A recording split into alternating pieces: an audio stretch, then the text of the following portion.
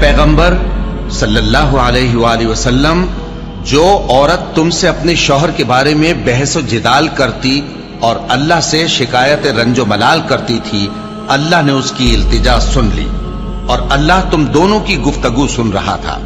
کچھ شک نہیں کہ اللہ سنتا ہے، دیکھتا ہے۔ جو لوگ تم میں سے اپنی عورتوں کو ماں کہہ دیتے ہیں وہ ان کی مائیں نہیں ہو جاتی، ان کی مائیں تو وہی ہیں جن کے بطن سے وہ پیدا ہوئے۔ بے شک وہ نامعقول اور جھوٹی بات کہتی ہیں، اور اللہ بڑا معاف کرنے والا ہے، بخشنے والا ہے۔ اور جو لوگ اپنی بیویوں کو ماں کہہ بیٹھیں پھر اپنے قول سے رجوع کر لیں تو ان کو قربت سے پہلے ایک غلام آزاد کرنا ضرور ہے۔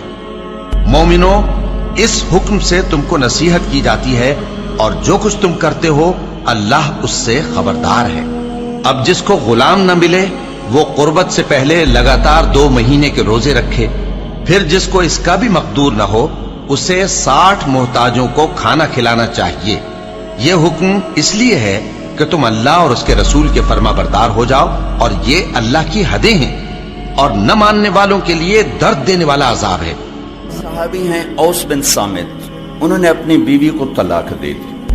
ایک طلاق تھی جاہلیت کی جس میں یوں کہا جاتا تھا تو میری ماں کی طرح ہے، تو اس پر طلاق ہوتی تھی جاہلیت میں۔ ایسی طلاق کہ کبھی دوبارہ نکاح نہیں ہو سکتی، کہیں اور نکاح ہو کے طلاق ہو کے بھی نہیں ہو سکتا، یہ ایسی طلاق تھی۔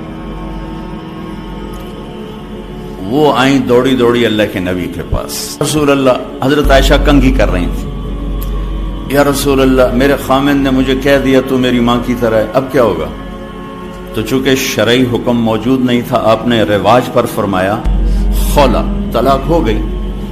کہ یا رسول اللہ آپ نظر ثانی فرمائیں، انہو ابو ولدی وحب الناس الی، وہ میرے بچوں کا باپ، ہماری آپس میں بہت محبت ہے، اس نے غصے میں کہہ دیا ہے۔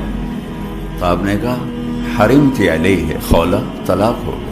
ان کا یا رسول اللہ اکل مالی وافنا شبابی ونثرت له بطنی وتفرق اہلی، یا رسول اللہ میرا بڑھاپا آ چکا ہے، میرے ماں باپ مر چکے ہیں، میرے چھوٹے چھوٹے بچے ہیں، میری جوانی ختم ہو چکی ہے، مال میرے پاس کوئی نہیں، اگر یہ طلاق ہوتی تو میں کہاں بیٹھوں، مجھے کون سہارا دے گا؟ تو آپ چپ ہو، چونکہ وہ منوانا چاہتی، ابھی وہی کوئی آئی نہیں، آپ نے قانون ماحول رواج کے مطابق فیصلہ دے دیا ہے، تو آپ خاموش ہو گئے۔ حضرت عائشہ کنگھی فرمائیں، اللہ اکبر۔ جب اس نے دیکھا کہ آپ چپ ہو گئے تو کہنے لگی اچھا آپ نہیں سنتے، میں آپ کے رب کو سناتی۔ اللہ کے نبی کہہ رہے ہیں طلاق ہو گئی، وہ کہہ رہی اچھا میں آپ کے رب سے بات کرتی ہوں۔ اس نے وہیں ہاتھ اٹھائے، اللہم انہم لی منہ صبیۃ صغار، اے میرے رب میرے چھوٹے چھوٹے بچے، ان ضممتہم الی فضاجعہم، میں اپنے پاس رکھوں تو روٹی کہاں سے کھلاؤں، ان ضممتم الیہ فضاعہ، باپ کے پاس چھوڑوں تو تربیت کون کرے گا؟ یا اللہ اب ذرا غور کی، یا اللہ اپنے نبی کی زبان پر میرے حق میں فیصلہ اتار۔ یہ نہیں کہا کہ اللہ تو اپنے علم کے مطابق فیصلہ اتار، تو اپنی شریعت کے مطابق فیصلہ اتار۔ میرے رب میرے حق میں فیصلہ اتارنا، میں بچوں کو کہاں لے جاؤں گی، میں بڑھاپا کہاں گزاروں گی؟ تو ایک دم اللہ کے نبی پر وحی، تو جب وحی آتی تھی اب پسینہ پسینہ اور آنکھیں بند ہو جاتی تھی۔ تو حضرت عائشہ نے کہا خولا خولا، چپ وحی آ گئی، وحی آ گئی۔ خولا نے جب دیکھا تو اور زور سے رونا شروع کر دی، کس بات پر کہ پتہ نہیں میرے حق میں ہے یا میرے خلاف ہے۔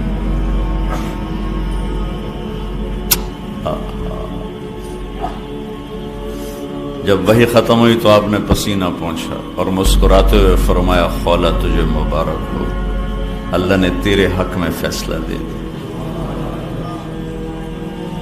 اور یہ ایک فیصلہ قرآن میں لکھا گیا ہے، اس کو قرآن کا حصہ بنایا گیا، اسے حدیث کا حصہ نہیں بنایا، اور اسے 28واں پارہ اس سے شروع کروایا گیا۔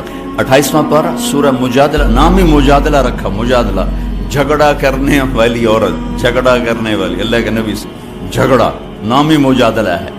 ہم نے سن لیا اس کی بات کو جو آپ سے بات کر رہی تھی، یہ تو ترجمہ ہے، لیکن صورتحال کیا ہے؟ جو ترجمہ کبھی حقیقت کو نہیں بتایا کرتا. یہ جو الفاظ ہیں یہ کیا بتا رہے ہیں، میں وہ آپ کے سامنے پیش کرنا چاہتا ہوں کہ اے میرے محبوب، یقیناً اللہ نے سنا، میں نے نہیں کہا. قد سمعت، لفظ اللہ، میرے محبوب اللہ نے اپنی اس بندی کی فریاد کو سنا جو آپ سے جھگڑا کر رہی تھی اپنے خامند کے بارے میں. آپ انکار کر رہے تھے، وہ اقرار کروا رہی تھی، اور اس عدالت میں میں بھی موجود تھا، اور میں نے یہ فیصلہ اپنی بندی کے حق میں کر دیا اور اس طلاق کو ختم کر دیا اور اس کا جرمانہ رکھ دیا کہ غلام آزاد کرے اور بیوی حلال ہو گئی، مسکینوں کو کھانا کھلائے یا روزے رکھے بیوی حلال ہو گئی.